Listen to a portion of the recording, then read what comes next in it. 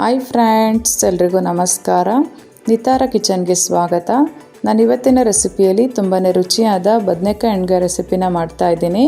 ಬದನೆಕಾಯಿ ಎಣ್ಗಾಯಿ ಚಪಾತಿ ಜೊತೆ, ಅಕ್ಕಿ ರೊಟ್ಟಿ ಜೊತೆ, ಜೋಳದ ರೊಟ್ಟಿ ಜೊತೆ ತಿನ್ನೋದಕ್ಕೆ ತುಂಬಾ ರುಚಿಯಾಗಿರುತ್ತೆ. ಮತ್ತು ಕಡಿಮೆ ಇಂಗ್ರೀಡಿಯೆಂಟ್ಸ್ನ ಬಳಸ್ಕೊಂಡು ಈಸಿಯಾಗಿ ಮಾಡ್ಕೋಬೋದು. ಮಾಡೋದಕ್ಕೆ ಬೇಕಾಗಿರೋಂಥ ಇಂಗ್ರೀಡಿಯೆಂಟ್ಸ್ನ ನೋಡೋಣ. ಮೊದಲಿಗೆ ನಾನಿಲ್ಲಿ ಒಂದು ಅರ್ಧ kg ಆಗೋಷ್ಟು ಬದನೆಕಾಯಿನ ಚೆನ್ನಾಗಿ ತೊಳೆದು ಹೀಗೆ ಮಧ್ಯ ಕಟ್ ಮಾಡಿ ಇಟ್ಕೊಂಡಿದ್ದೀನಿ. ನಂತರ ಒಂದು 1/4 ಕಪ್ ಆಗೋಷ್ಟು ಒಣಕೊಬ್ಬರಿ ತೊಗೊಂಡಿದ್ದೀನಿ. ಒಂದು ನಿಂಬೆಹಣ್ಣಿನ ಗಾತ್ರದ ಹುಣಸೆಹಣ್ಣ ನೀರಲ್ಲಿ ನೆನೆಸಿ ಇಟ್ಕೊಂಡಿದ್ದೀನಿ. ಸ್ವಲ್ಪ ಕೊತ್ತಂಬರಿ ಸೊಪ್ಪು ತೊಗೊಂಡಿದ್ದೀನಿ, ಕಡಲೆ ಬೀಜ ತೊಗೊಂಡಿದ್ದೀನಿ, ಬಿಳಿ ಎಳ್ಳು ತೊಗೊಂಡಿದ್ದೀನಿ, ಸಾಂಬಾರು ಪೌಡ್ರ್ ತೊಗೊಂಡಿದ್ದೀನಿ, ರುಚಿಗೆ ಬೇಕಾಗಿರೋಷ್ಟು ಉಪ್ಪು ತೊಗೊಂಡಿದ್ದೀನಿ. ನಂತರ ಖಾರಕ್ಕೆ ಅಚ್ಕಾರ ಪುಡಿ ತೊಗೊಂಡಿದ್ದೀನಿ. ನಂತರ ಚೆನ್ನಾಗಿ ಹಣ್ಣಾಗಿರೋವಂಥ ಟೊಮ್ಯಾಟೋನ ಕಟ್ ಮಾಡಿ ಇಟ್ಕೊಂಡಿದ್ದೀನಿ.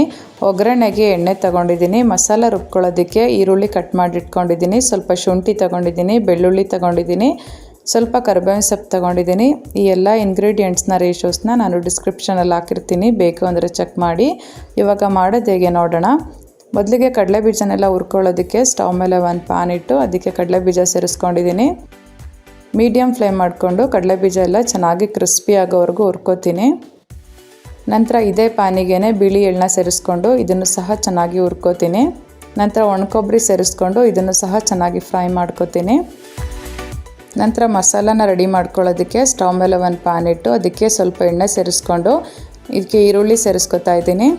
ನಂತರ ಬೆಳ್ಳುಳ್ಳಿ ಸೇರಿಸ್ಕೊತಾ ಇದ್ದೀನಿ, ಶುಂಠಿ ಸೇರಿಸ್ಕೊಂಡು ಹೀಗೆ ಚೆನ್ನಾಗಿ ಎಣ್ಣೆಲಿ ಹಸಿ ಸ್ಮೆಲ್ ಹೋಗೋವರೆಗೂ ಫ್ರೈ ಮಾಡ್ಕೋತೀನಿ.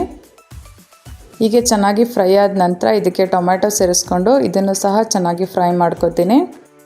ಹೀಗೆ ಚೆನ್ನಾಗಿ ಎಣ್ಣೆಲಿ ಫ್ರೈ ಮಾಡಿಕೊಂಡು ಮಸಾಲ ರೆಡಿ ಮಾಡ್ಕೊಳ್ಳೋದ್ರಿಂದ ಯಾವುದೇ ರೀತಿ ಹಸಿ ಸ್ಮೆಲ್ ಇರೋದಿಲ್ಲ.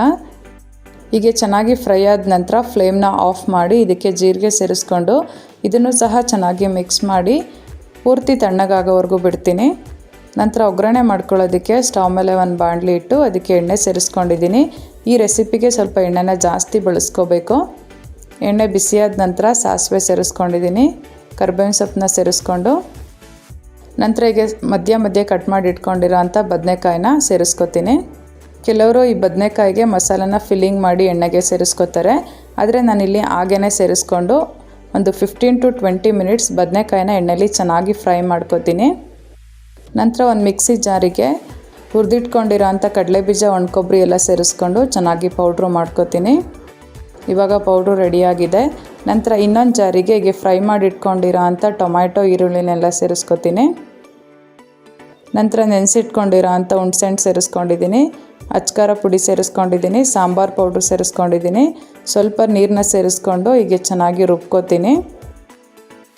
ಬದನೆಕಾಯಿ ಎಲ್ಲ ಚೆನ್ನಾಗಿ ಎಣ್ಣೆಲಿ ಫ್ರೈ ಆಗಿದೆ. ಹೀಗೆ ಫ್ರೈ ಆದ ನಂತರನೇ ಇದಕ್ಕೆ ಮಸಾಲ ಸೇರಿಸ್ಕೋಬೇಕು.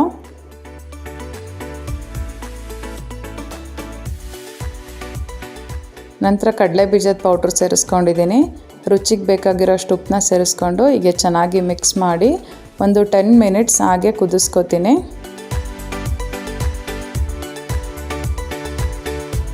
ಇವಾಗ ಚೆನ್ನಾಗಿ ಕುದೀತಾ ಇದೆ. ಇದಕ್ಕೆ ಸ್ವಲ್ಪ ಕೊತ್ತಂಬರಿ ಸೊಪ್ಪನ್ನ ಸೇರಿಸ್ಕೊಂಡು ಹೀಗೆ ಚೆನ್ನಾಗಿ ಮಿಕ್ಸ್ ಮಾಡಿ ಫ್ಲೇಮ್ನ ಆಫ್ ಮಾಡ್ತೀನಿ. ತುಂಬಾ ರುಚಿಯಾದ ಬದನೆಕಾಯಿ ಎಣ್ಗಾಯಿ ರೆಡಿಯಾಗಿದೆ. ಹೀಗೆ ನೀವು ಒಂದ್ಸಲ ರೆಸಿಪಿನ ಟ್ರೈ ಮಾಡಿ. ರೆಸಿಪಿ ನಿಮಗೂ ತುಂಬಾ ಇಷ್ಟ ಆಗುತ್ತೆ ಅನ್ಕೋತೀನಿ. ಇಷ್ಟ ಆಗಿದ್ದಲ್ಲಿ ಪ್ಲೀಸ್ ಲೈಕ್, ಕಮೆಂಟ್, ಶೇರ್ ಮಾಡಿ. ಇನ್ನು ನನ್ನ ಚಾನಲ್ಗೆ ಯಾರು ಸಬ್ಸ್ಕ್ರೈಬ್ ಮಾಡಿಲ್ಲ ಪ್ಲೀಸ್ ಸಬ್ಸ್ಕ್ರೈಬ್ ಮಾಡಿ, ವಿಡಿಯೋ ನೋಡಿ. Thank you all.